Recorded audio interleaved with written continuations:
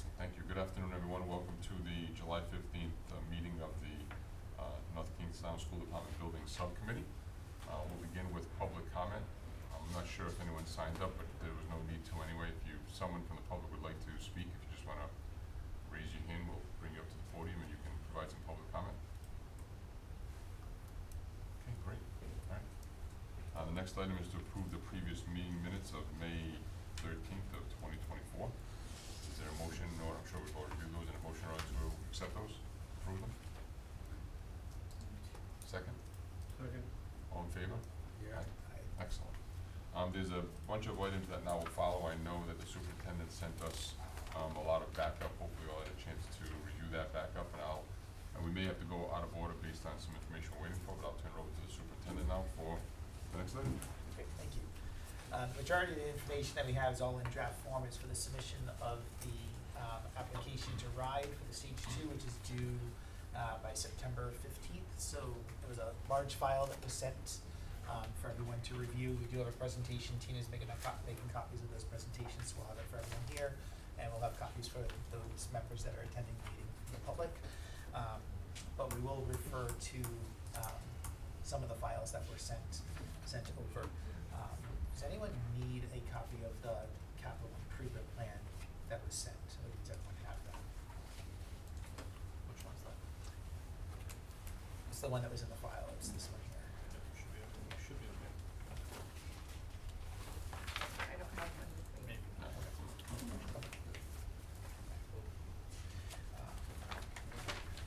So then, first item on here to go over is a general progress update of stage 2 with a draft timeline process, and to review the meeting that we had with RIDE just as a progress update.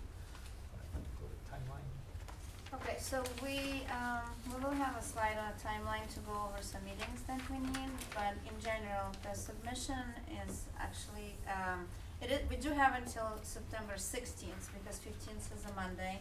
So the official due date is the 16th. We're hoping to submit the final draft to RIDE the Friday prior. However, if we do need that weekend and that day on the 16th, we can certainly wait until that.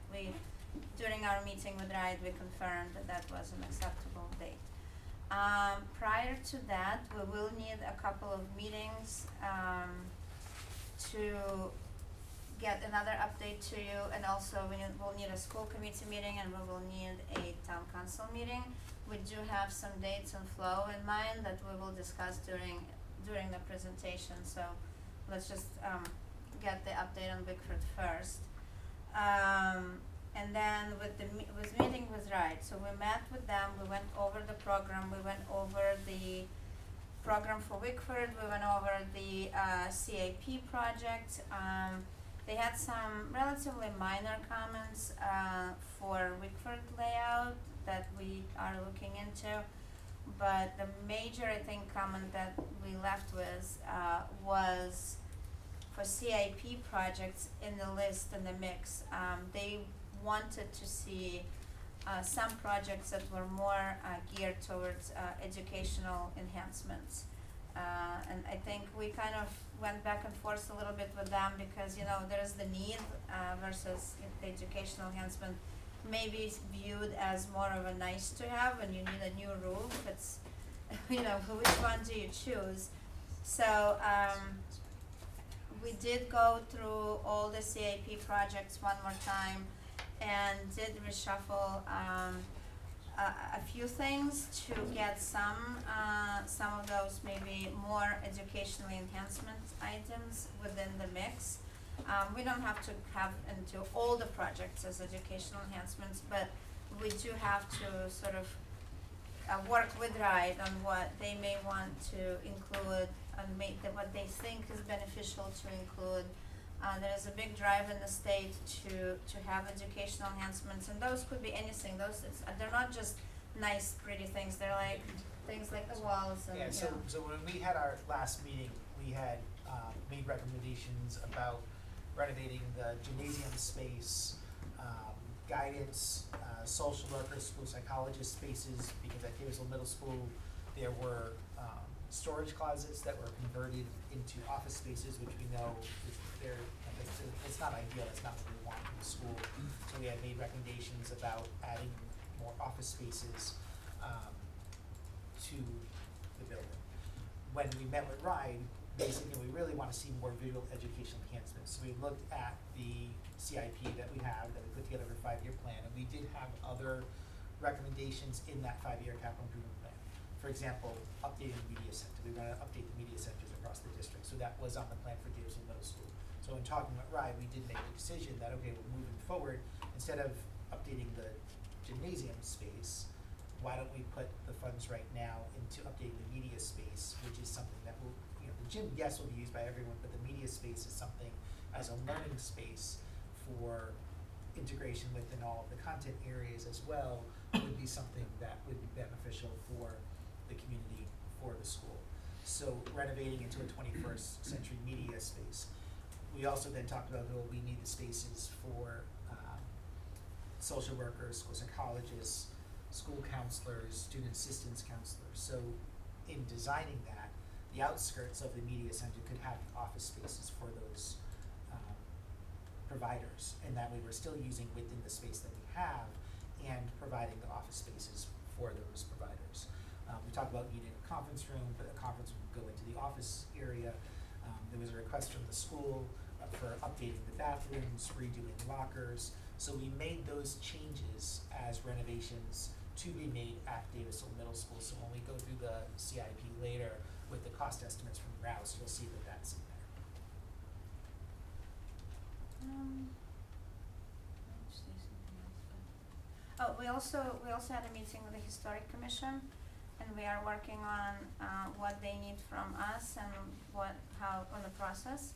And that is a work in process at the moment. I think next time we have a meeting, we'll be able to get a better update, but the meeting was generally positive, and they require some information from us, and then we will sort of go from there. For the stage 2 application specifically, we don't need a kind of final approval or final documentation. We just need a path forward that they would agree to, so their understanding between them and the district. If there's any questions, I can answer.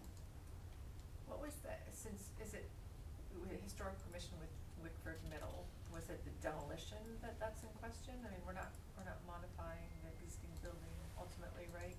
Correct, so because the building, and this is where the caveat is, we're still kind of going back and forth whether it's actually on the register or whether it's potentially eligible. There's some clarification because there's a couple of Wickford named buildings, so this is something that Tina and I actually discussed today. We have to follow up with them, but because even if it's potentially eligible building or it's on the registry, demolishing it has to also be approved by the commission. Not so much approved, it's supported.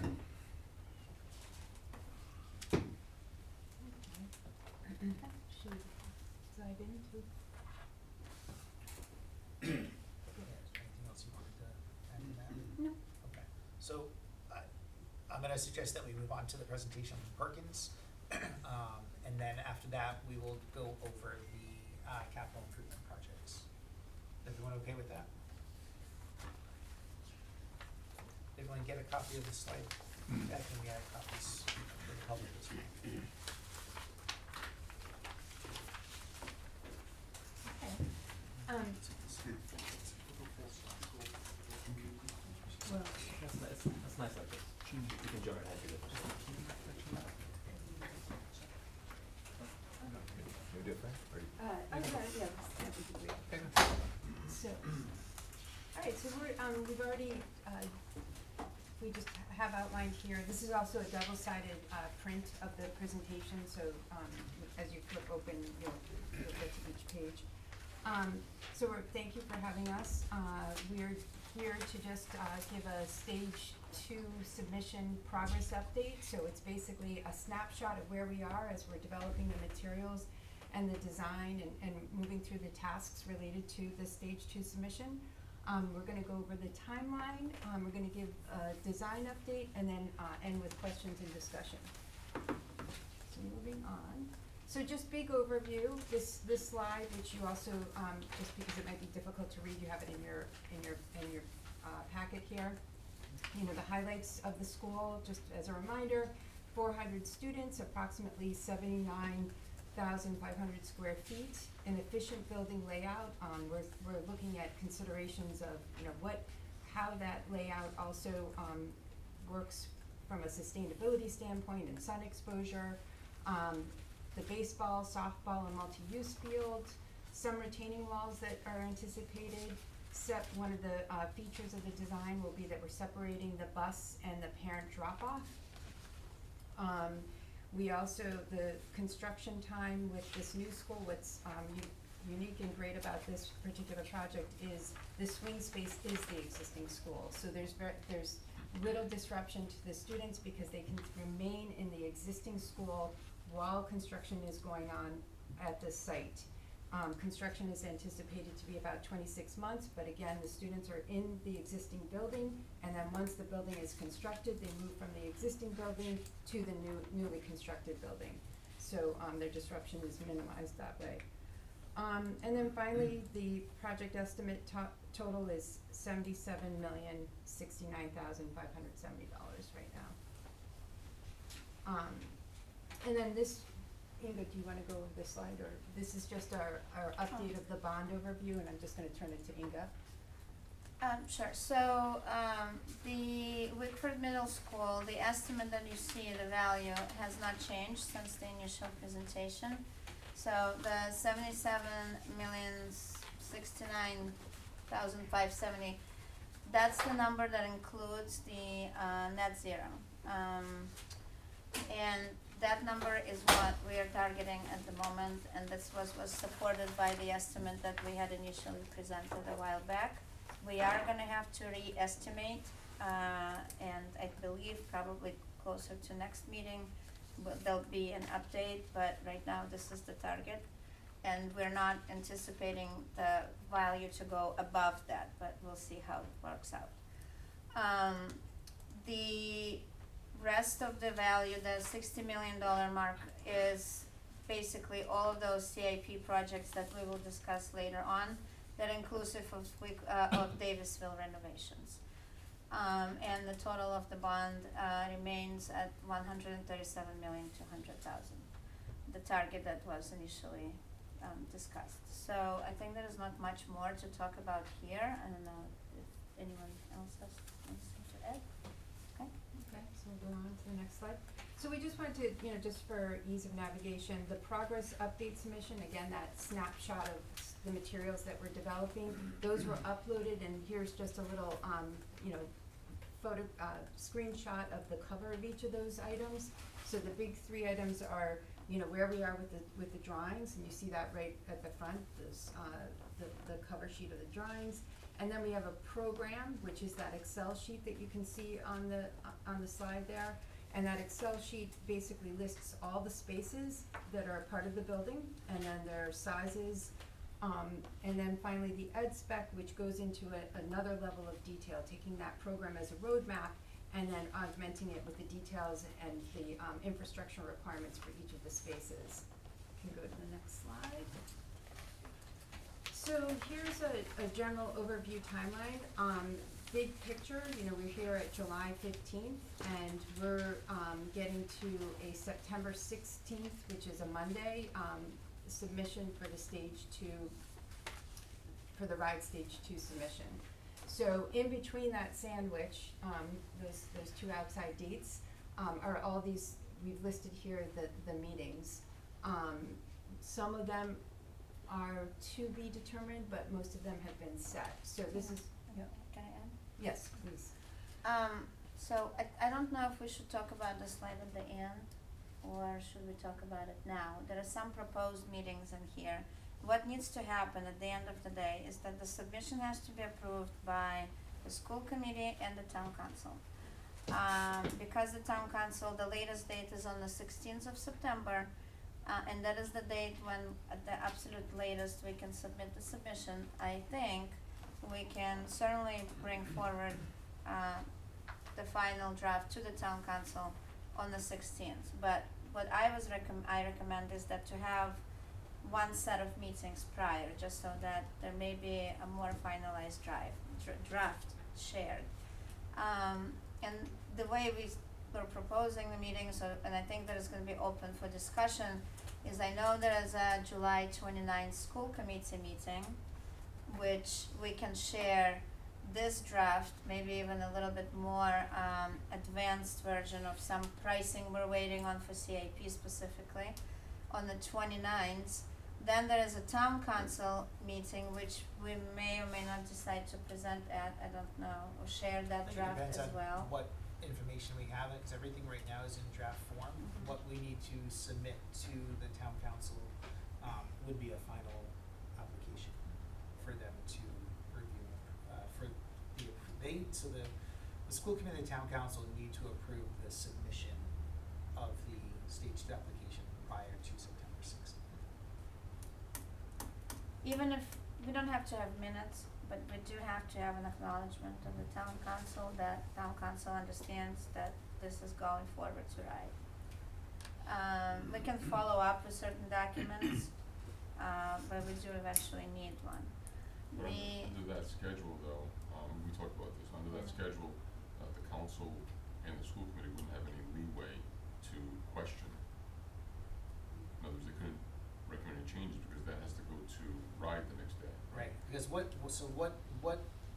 will be presented are all the schematic designs and everything. So really, it's just them approving it, saying, yes, we approve of you submitting this. It's not at any point approval of, well, we don't agree with this project or that project because the projects are here.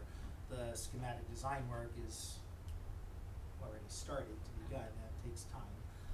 So it's just, what we're doing now is updating as we go, as we shared with this committee a draft, which is very much draft right now, of that application packet, and then would go to school committee and town council as far as the approval of, yes, this is what we're submitting.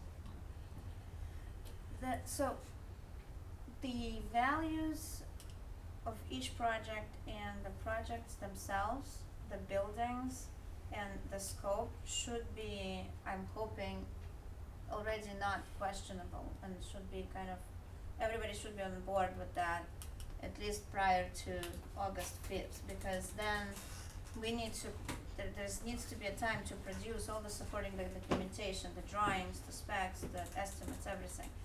If there are questions that do come up, say on the 16th, or even, because before the 16th, the school committee has to look at it on the 12th, and the questions do come up. For example, they look at the package and they say, well, I don't know, something language-wise is not agreed on, maybe some scope within the document someone commented on, and we do have to follow up with that information. RIDE does have a follow-up period, so they review and they comment, and when they comment, we have to follow up. And we also can say, well, you know, we have to, the committee wasn't in line with this or this or that, we have to resubmit something, a document, or edit something. But the idea that by the 16th, that the list of projects, the cost for projects, and what the projects are, and what they have in them, and the content is all everyone agrees on. So my point, and I think you may have answered it, or either that or I may be off base, and that's fine too. I guess my point was that there would be a need for, and I think you've answered, the council and the school committee meeting prior to the 12th and the 16th, because the project has already changed. And again, I don't think the council's gonna get that much into the weeds, but it's already changed where RIDE has asked you to put more educational enhancements. And so all I'm saying is that they would need to know that before the 16th, because on that 16th, they really can't ask questions because there's no time for it. And the meetings that we have for RIDE too, I mean, they're gonna make recommendations along the way.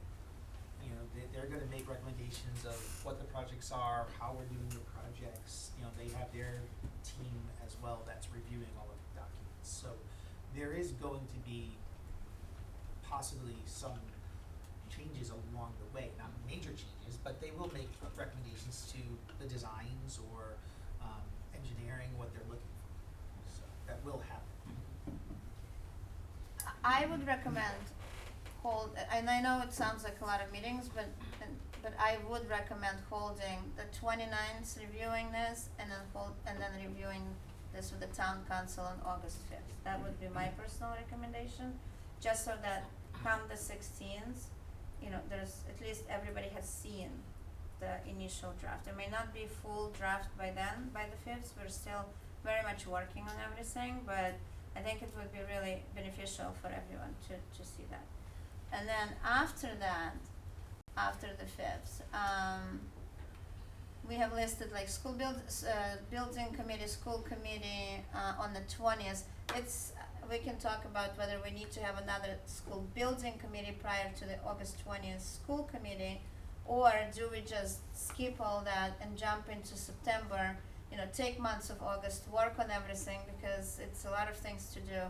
And then on September, we have school building committee, school committee on the 12th, and town council on the 16th. I would recommend that we update the school committee on the 20th, so if there are questions or comments, we have another window. Cause I'm afraid if we go between July 29th to September 12th, it's not a lot of time for feedback, and there may be some feedback. I would have, we have a meeting scheduled, I would have it on there to present. Will we then need to have the school building committee meeting prior to the 20th, because typically the school committee would like the school building committee to see it, and between the 29th and the 20th, I would put something on the calendar, Okay. so that way if there's anything different from what's being presented tonight, it goes in front of this committee prior. So could it be just maybe even the 19th, or do we want to follow up with the timing later Why after don't we we talk? come up Yeah. after this? Yeah. Okay. We don't have time And for that, we're right, gonna do a and date. that's for that And too. even when I say changes, I'm not talking about changes in the projects, meaning, well, this you know, what I'm saying is when we talk about the CIP later, there's also some cost estimates that we're waiting on. So I think it'll be important to bring that to this committee when we get some of those estimates back. It may change the priority of some projects. In that case, the schedule stands as is, just with the TBDs once we decide what the school building subcommittee will do. So no changes there. Okay, Yeah. that's it. Okay, great, thank you. And then we'll go,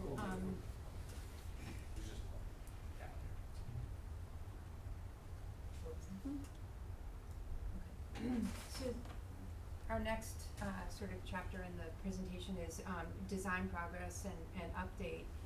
Just, I think Inga has already, making some copies before, but went over some of the recent meetings, included programming. We met with first responders to go over safety and security. We met with the historic commission, these are video calls. And then upcoming tomorrow, we're actually very excited. We're gonna have a design integration meeting. That's where we set the goals. We already know that this building is a net zero energy project, which is very exciting. And we will review things like resiliency. The question of emergency shelter has emerged. Just as an aside, that isn't factored into the estimate, but that is something that we'll discuss. And then again, the sustainability framework as it relates to goals. We're also expecting the site survey, and Dave Potter that we have here from PAR, he'll go over that when he goes over the design, and I'm going to turn it to Dave now. Great. So I'm Dave Potter from Park Corporation, civil engineer. So what we have is on the screen is a site plan that's been advanced a little bit since the last time you saw it. We've got Phillips Street on the south, Tower Hill Road, Route 1 on the west, north is up. You can see in the aerial the existing school right here, the existing site entrance on Phillips Street, and entrance and egress over here on Tower Hill Road. So the new middle school is located in the north portion of the lot. We've got keeping the existing curb cut on the south end, allowing parents to circulate through a new parking area on the south side of the school for pickup and for drop off. We've got another curb cut on the Tower Hill Road side. This would be a new curb cut to allow buses to safely access the site, independent of the parents. Might read better. Sure. There you go, yeah. So same idea. We've got, everyone queuing in here as they're picking up their students or dropping them off in the morning. We've got, parking spaces. On this slide, we've got over 100 spaces here, which is more than we expect, to need. So we can kind of pick which ones are the most, highest priority. And we have, around the entire building, we have an emergency access drive, and that'll provide access, around the school for emergency vehicles, and also, allow a path for folks to walk out to the multi-use field and use the sports fields. Just as last time, there's a multi-use field located in the over the existing building. So once that building comes down, this gets built into a multi-use field and a full-size baseball field. The existing softball field will be reconstructed. It'll include in the outfield a leaching area. So the site, it does need the existing building operates with OWTS system, an on-site wastewater treatment system, and in the proposed condition, we've got to put a new one in. We're looking at the north end of the softball field for that leaching area. It's a good spot where we can build it while the building is being constructed. It doesn't interfere with the existing Wickford School leaching area, and it gives us, I think phasing wise, it works out well for us. And then finally, we have a service area on the west side of the building. We've got a drive that goes from the northwest corner of the building all the way to the southwest corner, to allow large trucks and other delivery vehicles to access from either end. So, a dumpster, a truck with a front loader can come in from the north side. We're still working on all the details, of course, in that service area, how everything's gonna be situated, but it gives you maximum flexibility, I think, on access in that spot. And of course, buffer and screening, we're looking at how we can buffer and screen that portion of the service area. There's a little bit of elevation difference we're expecting between the Tower Hill roadway and that loading area, so we think will help the screening. We know how important that is.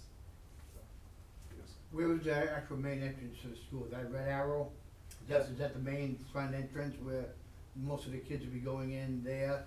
Now, I'm trying to just locate, kids being dropped off, buses being dropped off. Sure. It looks like a very tiny area Yeah. to have 400 kids, going through an opening somewhere. Yeah, I just trying to figure out if there was a different bus area for, There is, a yes. different door for buses or. Right, so I can explain that a little bit better.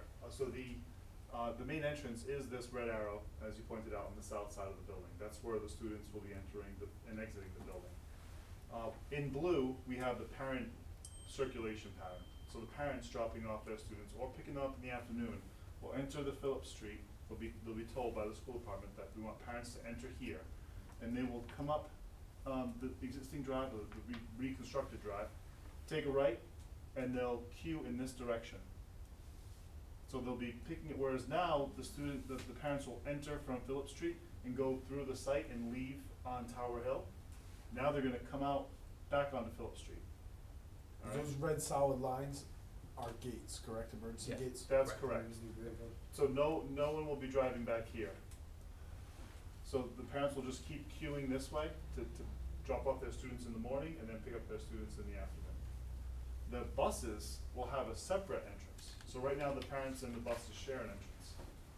The buses will have a separate entrance. So they'll enter off of Tower Hill Road, and then they'll have space to queue within this parking area here. So we're all set up in the afternoon for the students to get out of the building and get onto the buses. And in the morning, they'll do the same. They'll come in, drop off the student at the front entrance, and egress. And having those two users separated will really help optimize traffic flow. We also have staff that will be entering the site as well. We typically group the staff as best we can with the buses. On the multi-use field, I've been bugging about a track. This town needs a track at the middle schools. Both schools have great middle school programs in track. It's somehow, if in that multi-use, if they could somehow figure out, it doesn't have to be the best track in the world, but, and it would also be a good thing for the public, would be a good community thing. Because there aren't too many places, the high schools that can't get in and walk on the track in the high school, because it's fenced. And it would be a great place, here you are right in the middle of Wickford, if people wanted to get up and, get out and walk on a day, walk a track, walk the one at Wilson Park is a little bit different to follow a little bit, it's, there's a lot of activity going on there at times. But in your thoughts and in my thoughts, I could, with both those schools, 400 kids at one and 500, you got 12, 13, 14-year-old kids who you wanna find something from to do, and track is the one sport, if you could somehow figure out, I'm trying to look at that area there, I know it's a tight area, but it would be nice if you could figure out how big that field has to be, Yeah.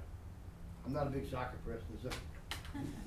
Yeah, we have it, right now we have it sized for the largest soccer group, we would expect for a middle school. But that's something we can look at and talk about as a team to see if there's a ways to incorporate a track or some type of a running They're both space. schools have won state championships. Yeah, It's a very, very good program here, very good program at the high school. yeah, And it would be nice to have, a middle school that has a feeder program, or at least, kids who can actually find a source of doing something like that. yeah. That's my opinion. Thank you. Okay, thank you. Thanks, Dave.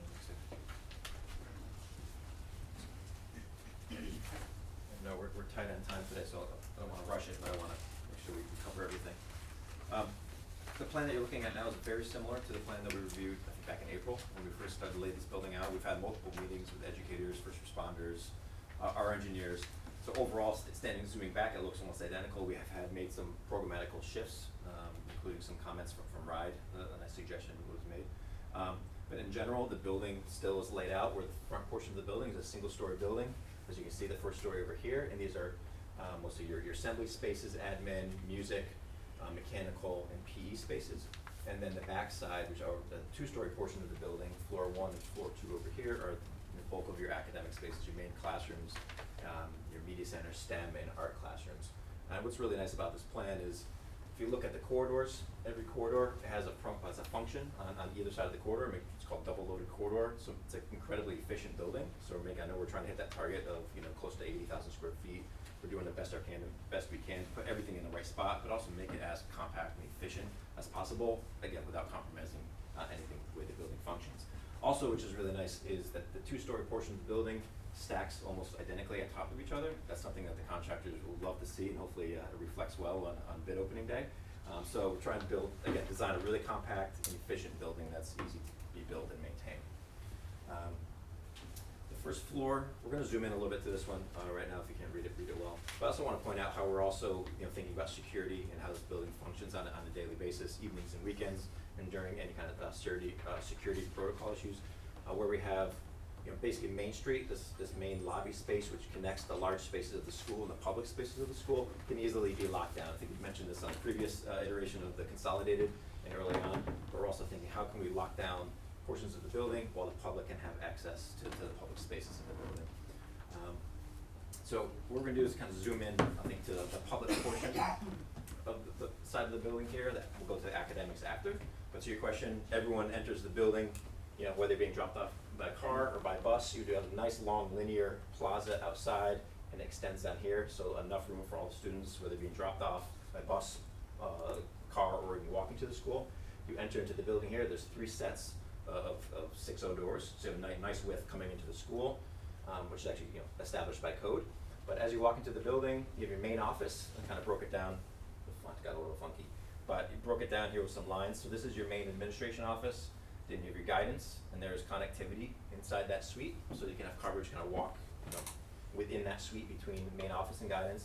And then over on the end, you have the nurses suite. So everything, all the administration is right up front, again, with eyes on anyone entering the school. You have a secure vestibule, and we're working on the process of entering the school and being checked in. So we're making sure that process of a visitor entering the school is safe and secure. Once you enter the school, we have the cafeteria and the platform. It's a 3-wave lunch, and what's represented here is a 250 seat assembly layout for chairs for performance on the platform. Then you have your kitchen and support spaces just to the plan west, and then your mechanical room was shifted to this location. It's closer to the geothermal fields, which is nice, so shortening that length of run from the geothermal fields to the mechanical room, and then the delivery and trash sequence that David was talking about. And again, we're very sensitive as well to the screening of that area, so that's something we'll continue to study and make sure that we design this area appropriately. Band and choral spaces adjacent to the platform. Again, we can get the nice height, there's no classrooms above it, so it's a great spot for these noisy spaces. Over here we have the gymnasium.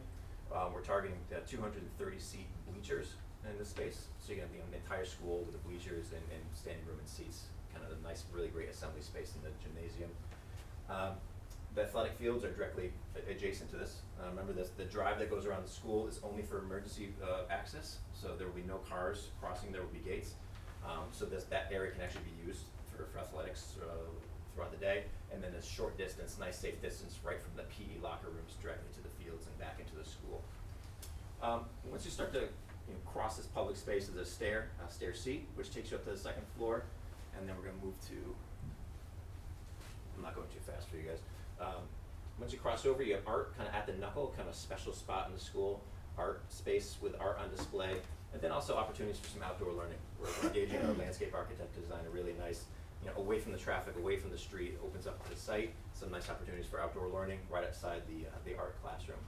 And then we have the elevator, centrally located, your restrooms and support spaces, again, right at the center of the space, and then you get your classrooms, which radiate off very efficient corridors with lockers on either side, science rooms stack. And at the end of this corridor, right at the end, nice windows at the end, we have this breakout commons space, which is an efficient use of that corridor and multiple solid walls for students to use before and after and during class. And then we have our 2 egress stairs on the end. Again, note the windows on the end. So when you're in this corridor, you always have great views, or at least daylighting views out through the end of the corridor, which is really nice. Second floor, stepping up. Again, all these classrooms, majority of these classrooms, support spaces, everything stacks identically right on top of each other. Really, really efficient. See some special ed spaces, which are these orange spaces, which are distributed throughout the plan, which have been reviewed and approved by the special ed specialists. And then kind of the really neat program piece on the second floor, again, right off that main spine is your media center, which will have a connection to your STEM lab and a connection to the coding. So you see this media center and STEM kind of synergy right at the heart of the school. So you're both visually and physically connected, and then opportunities for breakout spaces and display into that corridor. So we see this as a unique specialty program piece. And I put a little disclaimer on here. So we spending the last few weeks, we spent a lot of time working on the plans to make sure those are right sized. Also, so we can get our consultants cranking on these and get everything in place. So we're trying to catch up now with the facade and the massing of the building. So this is a view if you're standing over on Tower Hill, looking I guess northeast across the plan. We just added a hint of color so we understand we're actually thinking about taking some cues from the existing building. This will be more of a contemporary, modern, contemporary design. But we're looking at taking the existing brick and hopefully finding a brick that resembles the brick on the existing facade and use it on this building. We're taking some cues from the scale, proportions of the windows on the existing facade and applying it to here. So there's a few cues that we are taking from the existing building. Kind of stepping back and looking at it. Here's your main entrance. Administration, as I mentioned, is proud of the other facade, so it has a really nice presence of anyone entering the site. And the building is really organized along that main commons, the lobby commons that we talked about, and it's really a kind of two-story built space with some clear story windows, so you are getting some natural light filtering into the heart of the school. And off of that is where we have your assembly spaces kind of plugged into Main Street, which is your cafeteria, performance space, your gymnasium, your art on the first floor, and then media center and STEM on the upper floor, plugging in and engaging the center spine. And then the rest of the spaces, your classrooms, your support spaces, your music, are really efficient, I don't want to say simple, but carefully designed and nicely detailed, simple boxes that plug into the building. Again, making a really efficient design. Since this will be net zero energy building, the target is, the plan is to really maximize your photovoltaics on the roof. I think we need 85% or to 95% of the Somewhere around 75, Okay, the 80, 75. yeah. Percent of the roof would be covered in PV, mostly a ballasted PV system. So we're working right now selecting a mechanical system which minimizes rooftop equipment, so we can make it available for a photovoltaic array. This is a view from Tower Hill. So this is, obviously the sensitivity of the presence from the street is critical. So looking at this facade, you see these buildings, the push and pull of these smaller boxes is intentional, so you get more of a village and a residential appropriate feel when you're driving down Tower Hill Road. Also, the larger box like the gym that you can't really push and pull and articulate is pushed over towards the other side of the building, so it faces inside the site. Here we can push and pull and play with the fenestration and make it more of a more familiar scale and facade appearance. This is the back facade, again looking back towards the main entrance. Tower Hill is on the right-hand side, and these are your academic blocks. You can see the stacking of all the windows means the academic program inside is the exact same. Here's your breakout common space, again, right at the end of this terminus. And from here, you can look almost and see the entire school. If you're standing at this intersection, you can see almost the entire school from one spot. And then where the roof kicks up, this is your kind of specialty space, your media center and STEM. So you can kind of rotate it around, looking back towards Tower Hill. This is your media center STEM space, which really is at the intersection of this main spine in the academics, and it connects to your STEM spaces, your art down below, opportunities for outdoor learning. What did I do there? That works too. And then your corridor, which takes you from the PE locker rooms, fitness, right up to the athletic fields. Any questions or thoughts on anything you? The music and choral area, Mhm. is that the actual auditorium, or the original auditorium, or is it a combination of music and choral? Or is that somewhere on one of the earlier Oh, slides? there we go. Yep. I don't know how to get back there. Yep. So the program for this school, which was reviewed and discussed and approved. Again, there was the challenge of square footage. Obviously, an auditorium, especially for a school this size, it's space that's not used that often. It's kind of, I'm saying, wasted space. Because I know that's not they don't have an auditorium now. correct. Yeah. I So. think Davisville does, but I know Whitford doesn't. Yep, so the plan is to design the cafeteria, so dual function. So there is adequate storage to accommodate the tables and chairs. That can interchange right there. The platform, we're designing this to be a really great performing space. So we're gonna adjust acoustics, lighting within that space. And again, what we're showing is that a 250 target seat count is what we wanted to aim for, so. And right now, neither middle school has an auditorium. Davisville's set up right now, similar to that with the stage inside the cafeteria. The challenge that we have is that there's only a total, the requirement through RIDE of the square footage of the building, so it can be reimbursed is what we're working with. We wanna make sure that we're not designing a building that is too large, that then you have a certain percentage that's not reimbursable with RIDE from the reimbursements, so we're balancing that out as well. Is it flat floor music? Or is it slope floor music? Flat floors is what we've been designing lately, yeah. Those accessibility challenges which take up square footage. Yeah. And just like if this was an auditorium, we're thinking about performances so students can come back down the side corridor and use these spaces for prep, kind of like a Because green yes, room. that actually looks like an auditorium, Right. the way it's set up, Yeah. yeah, the music. Yeah, so the adjacencies. Choral rooms, you could do, quite a few different, smaller kind of, groupings. Students can use The middle school restrooms, in East yeah. Greenwich is set up similar to that too, where you go into the cafeteria and there's a stage, and they use that as an auditorium space. Any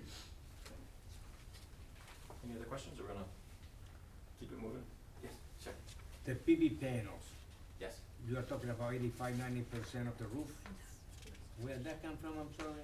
It's based on the square footage Yeah. and the intensity, the energy usage anticipated for the building. There's a calculation that our engineers and our sustainability people do or run, and that tells you the square footage of PV panels based on the footprint of our building and the size of the building and the usage of the building. That's what we're targeting right now, and that'll get fine-tuned as we continue Yeah. to So design. pretty much the whole roof is A gonna Yes. be lot of it, yeah. Pretty much. Are there any impact that those panels can cause on the surrounding area? Site-wise? Yeah. Right now, I don't think there doesn't need to.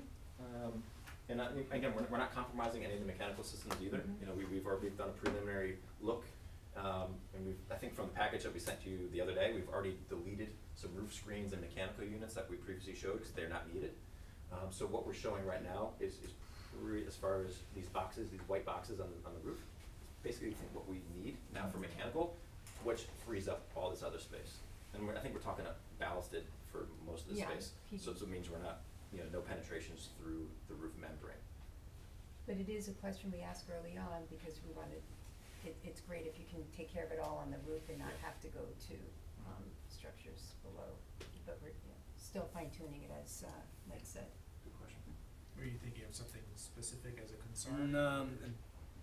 We have run into projects where people has been complaining about solar panels and the shining and all that stuff. And So I like was the- wondering like up the to how reflection much, off that to reflection and all that neighbors. stuff. So that is basically became farm Yeah. on the roof. The thing with farms are down low, so I think, potential for glare and the So angle it'll be like that's required. No, I is- was just wondering yeah. if there is gonna be any impact on it, Yeah, so I think to this the is. neighborhood and all think that stuff. I think it'd be better to have them, to mitigate any issues of glare, to accommodate them all on the rooftop. Maybe there's a display, PV panel down in that learning area for educational uses, would be great for the students to actually look and see. I think, showcasing what the building is generating and producing for energy is gonna be one of the showcase pieces inside the building. So it'd be nice if they can see the PVs a little bit as well. Okay. Okay. All right. Well, that's it. That's easy. Yeah. Any other thoughts or questions? Any other questions on the layout of this building or design, anything that? Yeah. Going back to resiliency and emergency shelter you brought up, so there's a chance that this may have to be designated as an emergency shelter, so it would have additional design. So we're, Requirements? very preliminary discussion on it right now. If it is a FEMA, emergency shelter, what ends up happening is that pulls with it some structural, differences in the way the structure is designed, as well as things like a generator that would be larger than you'd normally have. So just to name a few things. So it's something that we're looking into, but again, just, that does add cost to the project, so it's, but we're So looking into that. Who ultimately decides or makes that determination whether it needs to have that? We would be taking that direction. Yeah, we have to work with the Yeah. town as well. Right now, the current middle school is a emergency shelter. So if we take that offline, now that's one less emergency shelter in the town, so I would think that, that is something that we'd wanna continue having available, for town resources. But they're gonna go through the estimates, cause there could be, maybe additional costs Yes, for the design and any of the mechanical. yes. Was this brought up by, our fire chief during your, deliberations, I'm assuming?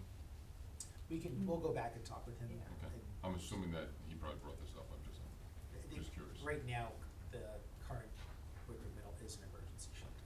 Cause we, because it is, but because of the status of Wickford Middle, we have actually partnered with South Kingstown, so we use that, South Kingstown High School really as our emergency shelter for the Oh, most part. okay, But that's good to that's know. why I wasn't sure if you talked to the chief on that, so he's our EMA director, feel free to let me know. We would love to have that, so Wickford Middle School is a designated shelter. But depending on the nature of the emergency, we also have a partnership with South Kingstown. Okay. And that is why we wanted our rec center to be our emergency shelter, because we knew this really was outliving its usefulness as far as the supplies, the generator, the HVAC, et cetera, et cetera, so. Okay, so yes, we'll Okay, thank you. continue to look into that. Another question. Main level partial plan. Yes. You have a door straight from the vestibule into the administration. Yes. Why? Why that people getting into? I mean, what is the reason of that door? Yeah. Just curious about the functionality. So this is an ongoing discussion of where layers of security are, but often, during arrival of school discharge, these doors are open, students come and go, once school starts, boom, doors are locked. A parent or visitor can come up and buzz into the building, and they can be allowed into the vestibule area, but not the rest of the school. And then they'll be forced and gained access into the administration and make sure that they're checked in. So basically, if they're entering the school, they're gonna have to come in through multiple check-in points into the office, and then either allowed into the school or yeah. Thank And you. then there's some nuances to that we're fine tuning. Yeah, and this is a protocol that we've been using in most of our school designs lately. And also maybe, even a teller window, I think was noted on the drawings. So, if a student forgets their lunch or needs to drop off something, a parent can actually come to the window, exchange a note or lunch and not have to enter the building, kind of expedite the process. So literally nobody can enter the building. Right? Exactly. That's the concept. They'd have to come through multiple checkpoints. Yeah. Cool, thank you. Sure, good question. Did you guys happen to take a look at the difference between septic and sewers? Sewers they're not close by, but it is something that is a available utility. Did you guys run through any of that? We haven't yet, no. Okay. If you wanna talk offline to learn more about where the sewer is and what it would take to connect. Sure. I just don't know the cost of what it would be to put a septic system in this size, Yeah. a correct septic system into this size, so, it might be worth looking into. Yeah, there was a geotech program completed, there were 4 borings completed, we found glacial till. So we expect we're hoping to find that location where we've designated a leaching field will have suitable soils for septic. And then as far as size, right now, we're matching the size of the existing, septic. That'll all get worked out in stage 3, but I think it's worth us talking about where sewer is and the feasibility of connecting. Thanks. Great, thank you.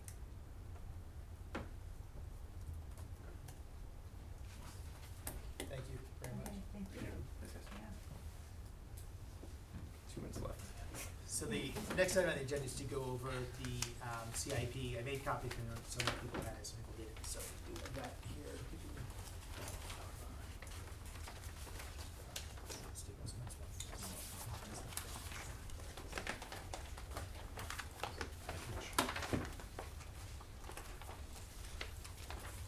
They're one big. Yeah, it's one, yeah, it's big just take package. one. Yeah, So it's, we're not, No, take that whole, that's for. It's just not it's one not- big package. It's not stapled, we're gonna take the whole thing and Right, pass it it's down. one big Oh, package. okay, I'm sorry. That's all. I didn't realize that it was full package. No, I won't. No, we're good. That was- So I think, the most efficient way to review this is to go over any of the changes of projects that we had to pull out and projects that were put in for the work that we're putting in for the bond. So what you're looking at are new cost estimates, obviously from a few years ago to now, costs have increased. So Rouse, who is the architect that will be doing this work, provided us with these new cost estimates. So we did have to go through and make some decisions of what projects can be completed with this bond, and what projects to remove. So overall, if we look at what's here, what we did decide to pull out for projects to be completed are the AC cooling projects. So we removed installing air conditioning, cooling in the schools. But what you will see, when you look under HVAC, are the components of the ventilation and the heating systems that need to be replaced. In addition to that, we made changes with DMS.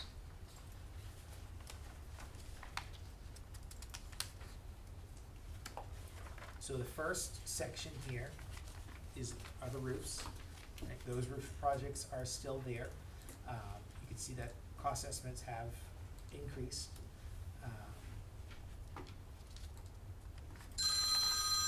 The next section goes over the ADA upgrades. So we have that listed for Davisville, Fishing Cove, Hamilton, the high school, Quidnesset, Stony Lane. that all stayed. The next section was on the security vestibules. So that's, looking at page 2. So we have the addition of the main entrance security vestibule for Davisville Academy, security vestibule for Fishing Cove.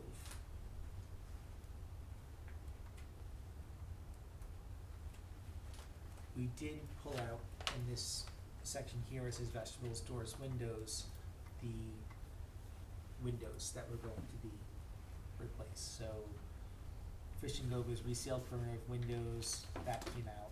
Remove and replace all window gaskets came out. Forest Park does have we did keep the remove and replace failing window gaskets for Forest Park. Hamilton, we have the main entrance security vestibule, but we did take out, remove and replace the damaged windows, remove and replace aluminum windows from this bond. Quidnesset has the installation of the security vestibule. Again, remove and replace aluminum windows, remove and replace exterior metal doors, remove and replace exterior metal door framing in the front entrance, and remove and replace damaged window gaskets, which is removed from here. Stony Lane install a new security lock vestibule. And we did pull out the replacement of the aluminum windows and the perimeter exterior doors. We had to make these decisions based on the cost estimates of what could be completed with the bond that we have right now. We still have in here the fire alarm replacement for Forest Park. And then the next section, looking at the HVAC and the AC upgrades, the removal of the cooling and AC was taken out from those buildings. Does that alter your vision for what you plan on doing for Davisville Academy at all? As far as us moving the administration there? Yes. And where it says new and has dollar values of 0, that's what we're waiting for, correct? Estimates? Yes, where are you, what page are you? Sorry, just so I'm I way can- back at roofs. Yeah. Yes, so anything in red, those are estimates that we are still waiting on confirmation from Rouse. So where it says infrared survey of existing roofing material, we're looking to be able to do that, so that way we can see can any of the current insulation be kept and used. If that is the case, then there would be a cost savings on the roof replacement.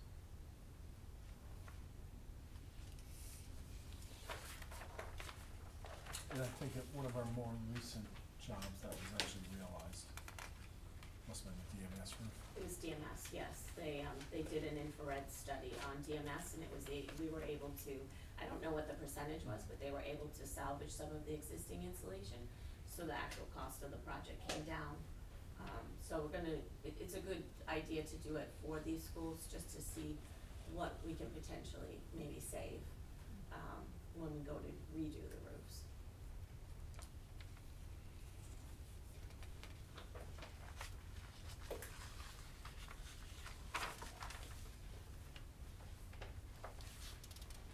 Do you find that that was an expensive task that was I taking was- place? I was not part of that project, and Jim Partridge is not able to be here tonight.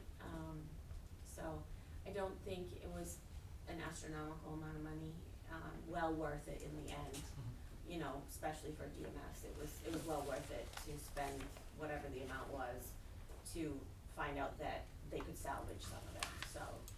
And the reason it's a red is because you're expecting that estimate Yes, coming. so anything that's in red, has all been sent to the estimator.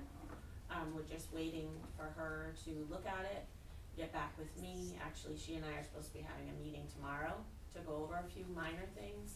And then, she'll be finishing up, anything that's in red, whether it's a 0 value or if even, you'll see that there's some numbers that are red, but there's a number associated with it. It's just not quite vested yet, 100%. So, there's not too many items. And that was the DMS electrical panel that we saw.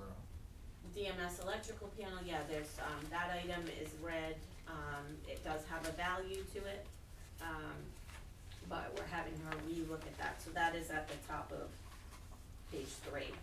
There's an A3 item, that's in red, that we're having them reevaluate, just to see, it seems a little out of line with other similar items that are in the, SIP list.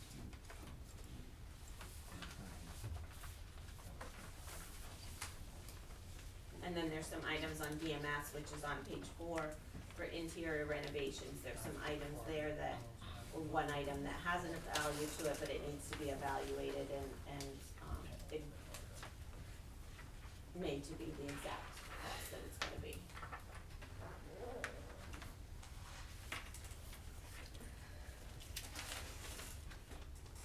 Sorry, didn't Yeah, get no, that's okay. Did you have another question, or? Nope, No, go okay. ahead. And then the last section on here, section 5 is the interior and plumbing upgrades. So if you just look at that first section for Davidson Middle School, we have, for plumbing, updating the bathrooms. That was a request by the school administration to remove and replace the plumbing fixtures. So that'll be in all of the bathrooms. That would be sinks, toilets, fixtures within there. Remove existing water coolers are in place with high-low bottle filling water coolers. Upgrade toilet room finishes and specialties. Again, that's in red. That's still a cost estimate that we're waiting on. The next one is remove and replace gymnasium operable panel wall system. That was a request from the school that the divider that's in the gymnasium is not operable, and to put in a new gymnasium divider. Also, there's existing operable classroom wall partitions in some of the classrooms, and so it was requested from school staff administration as well to put in permanent walls, so those are not the adjustable walls in between classrooms. Gonna add a conference room that will be placed within the existing main office and clinic area. There's space there to put in a conference room for the building, which it's lacking at this time. And to remove and replace the first floor student lockers. We're just waiting on a cost estimate that's in red, 0. And then the last one here is to renovate the existing media center into a 21st century learning center. That was on our CIP, but that was not within this bond. That was for future. But we are moving that forward after conversations with the school building authority at RIDE, because they, what are the more of the educational enhancements we want to see in the building. And we know that will provide additional education to our students as well as use throughout the school. And that's where, within that area on the outskirts, we would put the office spaces for our social workers, school psychologists, school counselors, student assistance counselors, so they have adequate space, purposeful space right within there. So those are the changes for and renovations for DMS. And then at Davisville Academy, it's removing, replacing gas-fired water heater.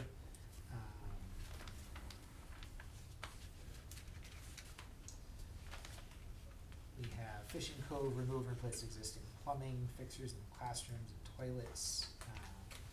Provide ADA plumbing fixture upgrades. Forest Park, remove and replace existing plumbing fixtures and toilets. Provide ADA plumbing fixture upgrades. And Hamilton, remove and replace plumbing fixtures at classrooms, gym, all single-use toilets. Provide ADA upgrades. At the high school, remove existing water coolers and replace with new high-low bottle fill water coolers. Remove existing railing at auditorium balcony. Install a guardrail at appropriate safe height. Install ambulatory access stalls in the restrooms. Quinnesset, water cooling stations, Sterling Lane, water cooling stations.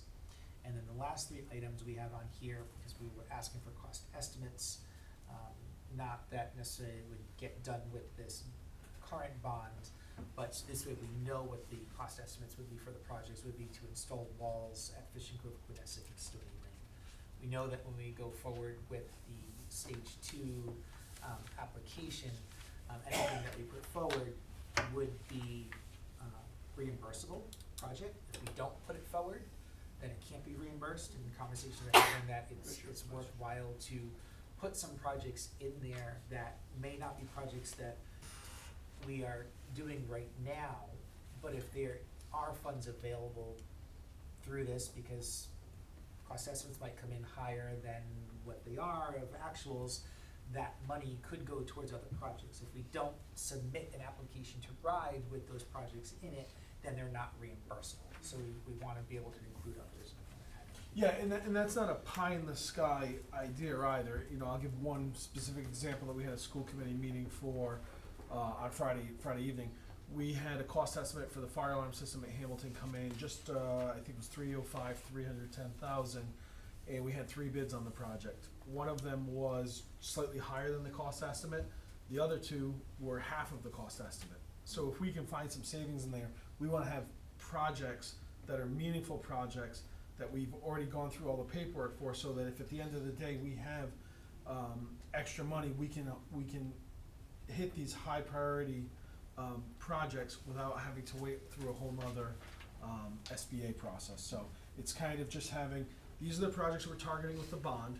If money comes through, whether it be through savings and cost estimates, or we're also gonna be aggressive, we've worked with Rhode Island Energy on some lighting projects here in town.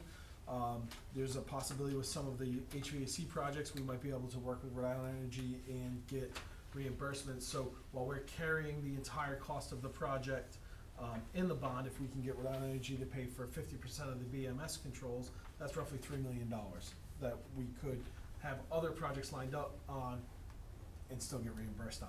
If we don't submit them now, we don't get reimbursement on it. So I think we're gonna be pretty clear that these are the projects we're targeting.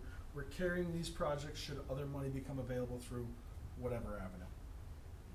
Right now, the total cost of these projects that you have in front of you are under the 60 million that, we're saying that much of that, the bond will go towards renovations. Across the district, within all of the other schools, we'll have updated cost estimates, and then we can see, you know, how does those cost estimates impact our total budget. And just to clarify, and I'm not sure, Debbie, if you have this answer, or if this is one we have to wait for Jim on, the cost estimates that are included on this sheet are tied to a fiscal year. So if Yes. it's tied to a future fiscal year, that's carrying, oh my God, I'm drawing a blank here, It's escalation. It is all, yes, so so in the, So on the that's- far left, you'll see a year, and that, the cost that comes across from that is tied into that particular year. So if it's a already been 28 cost, escalated. it's not what the cost would be to do it now. Right. It's figuring in future cost Correct. estimates. So I don't want anyone to look at this and say, well, they're saying the roof in 25 is $4 million, in 28 is $4 million, it's really gonna be $5 million. Well, it might only be $3 million if we did it right now, but because we can't get them all done right now, we're planning that one a few years away, and we're estimating it at 4. So Yeah. these numbers do include escalation. Correct. Any questions on? Do we think we'll have updated numbers at our next building committee meeting? The next building committee was. Mid-August. Yeah, we talked about, Mid-August. We don't have a set date, but we Okay. have a. probably Yeah, somewhere absolutely. around the. I'd say in the next week or so. I talked with her today, and I said I'd like to have them done in the next week or so. So she said that shouldn't be a problem, so. And in the end, it was always our original intention, so I'm saying this in case I'm incorrect, you can correct me. It was always our original intention for our stage 2 submittal, to have a price tag greater than our bond request, because of what you just said. That was always my hope, yes. That seemed like that was the building committee's intention too. That was always my understanding. All right, good. So there's no reason to be concerned if the cost estimate comes in over the 60 million. We're actually expecting that. And then I think we have to be clear for the public, these are the projects that are targeted for the 137s, the middle school plus Right. this roughly 60 million, and then these are kind of, like, I don't wanna say we're, like, let's use the walls example, right? I don't wanna put all the walls on there and people think, well, walls were submitted, so walls are getting done, if the walls are kind of if money allows. We wanna be Right. very Right. clear that there may be additional projects there that are included if there's additional That's funds right. and savings from this You'll almost, I mean, everything's here on one sheet, but you almost wanna have like two lists. Right. One that says this Here's- is what we are, Here's what we're doing, this here's what we'll equals. do if. Mhm. Here's how we add up to the 137, Gotcha. this is our standby list. Right, exactly. Okay. that was discussed at these meetings, I just wanna clarify that, so. So, I have a quick question, just high level numbers, it's showing $30 million, almost $31 million projects removed.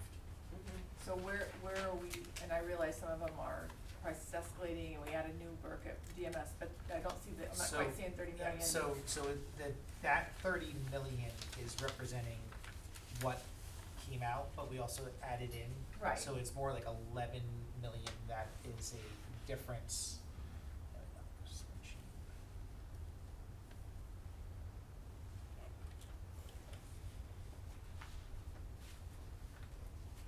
So it's closer to about $11 million that was removed after you put in the cost of the media center. The other thing I mentioned, sorry, the building management system is part of the HVAC upgrades.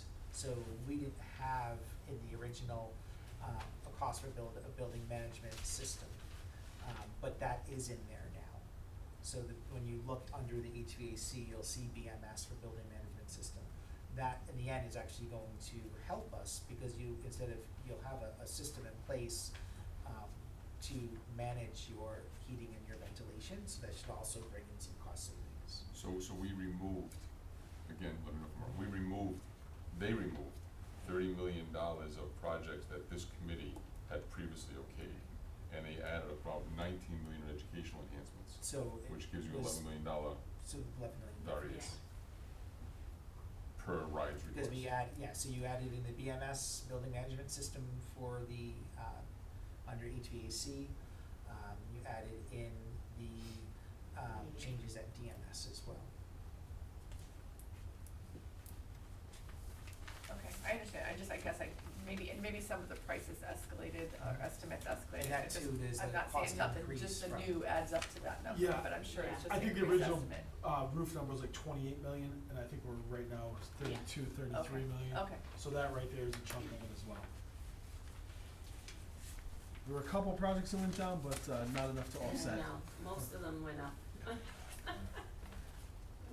The numbers for the school versus the numbers of the CIP, is there any contingency built in there in case we run into issues or, so that's all included? There's contingency An within this. escalation, yeah. And escalation, Yeah. okay. Mhm.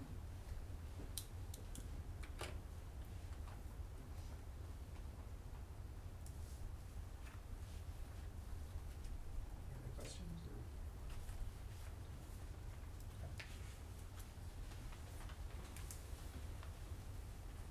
So as far as a meeting date, I think what we decide on for the next meeting is to have a meeting in August, probably somewhere around, I would say the week of August 13th, and that way we can meet, and then there's a school committee meeting on the 20th.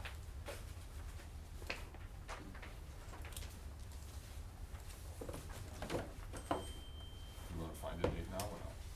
Is that your intention? I was going to propose that.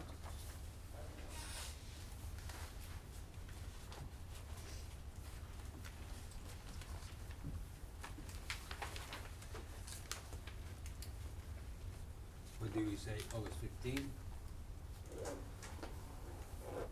So either the 13th, 14th, 15th, or any, 13th, again, not that I'm one person, 13th I cannot. does anyone have a conflict on the 14th or the 15th? Um, 14th, I will not be here for chance. I guarantee I'm fine with it. Matter of fact, we talked about this originally, the 14th. Perhaps we'll do it the 15th, I guarantee I'll be fine. And if not, then just let me. We put Thursday, August 15th as a building committee meeting. We'll put that out there and I'm we'll okay. back if they're available. So far. Okay. Would that work for Which one's 15th? Thursday, August 15th as far as coming back? 15th, yes. In the Okay. evening. Yes. Probably the same time. Are we working on the time? We'll do Around 4:30 if that 4:30. works for everybody. Same time. Do we have a meeting in Lincoln that day? That day. Is that the school safety? It's the safety conference, but I think it's done at 12 o'clock. Is it, okay, alright, I have here, it's not at 12. okay, So- alright. Alright, make a motion to adjourn the meeting. So moved. Move, and then second. Alright, all in favor? Aye, Thank you. I will see you in a little while. Yes, sir. You made a, Hopefully the dash. you got your. I don't